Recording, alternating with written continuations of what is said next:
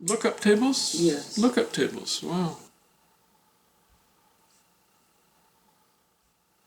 I love it because it connects the very current, the state of the art, the stuff that's just, it's that bleeding edge of human attainment, of intellectual attainment.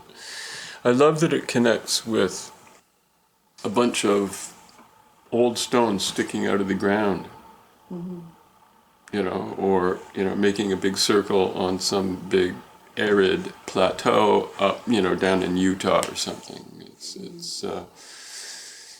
It says that we're not smarter now than we were then. And that we should, I don't know. There's moral lessons to be drawn. We should be humble. And we shouldn't believe the propaganda for the present moment, that it's so progressive and, we're better than we were. No. Well, no. Yeah. Both, all, yeah. We don't actually get anywhere, but this paradox that I really like is the spiral. Here's another example. Here's a nice example, and it does tie in with chords and signs and so on. And it is the shape of numbers is logarithmic, or exponential, if you like, which is just squaring. Logarithms didn't appear until about 1620 European time.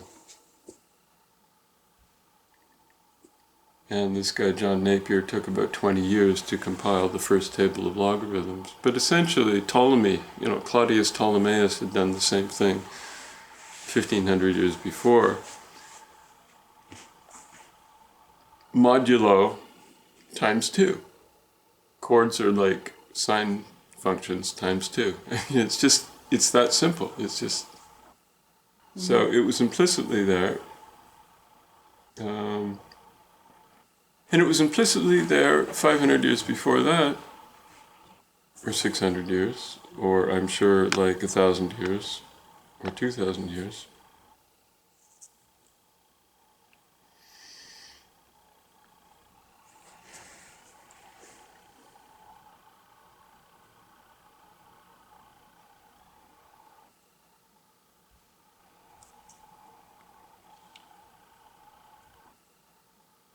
I was verging on the insight that since music is logarithmic, yes, that Pythagoras, if we can credit Pythagoras, but Pythagoras is just this word that kind of denotes the lineage, Babylon, Sumer, the caves, the whole deal. There's always been intellectuals, they've always been thrilled by this stuff. But somebody took a stretched string, or a piece of bone and made a flute out of it and noticed where the holes were going. Or if you have that piece of stretched string, then you have, you cut it in half and you get the octave, right? Mm-hmm. Halving is doubling. And so you're right at this mirror between frequency and wavelength, and science just tumbles out of there. It's just there. And fast forward to the 20th century. Mm-hmm. Well, fast forward to the 19th century, and actually, and my man Fechner, who I was talking about yesterday. Mm-hmm. Fechner, who would go off wandering and talking to trees and fairies and things. Yeah. But we remember him for what's called the Weber-Fechner law, which is that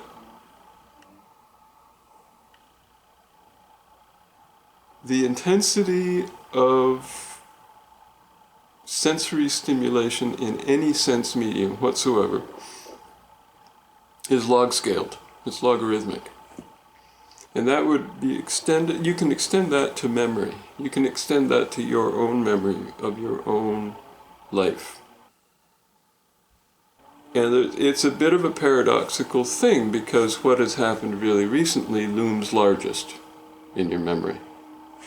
And it's a perspective effect. It just narrows, narrows, narrows, gets smaller, smaller, smaller, smaller. Except, paradoxically, the memory of your childhood, right, is enormous. And then it diminishes and diminishes and diminishes as you approach the present age. And a similar perspective effect, and a kind of a paradoxical dual perspective effect with respect to history. If as they reverse their course. If we could muck with our memory, Mm-hmm. and design it to our desire, what would be your design? Oh, well, Paul Valéry had a lovely line that I've always liked. He said, "All I want is the marvelous group of all possible images." Mm-hmm. I would like to have the entire collective record of the species available to me, with the intimacy and the personal quality and readiness of access of my own memory. I'd like to be able to just walk through a door in my mind and find it all there. But Google does this, but in a very still primitive kind of baby steps kind of way.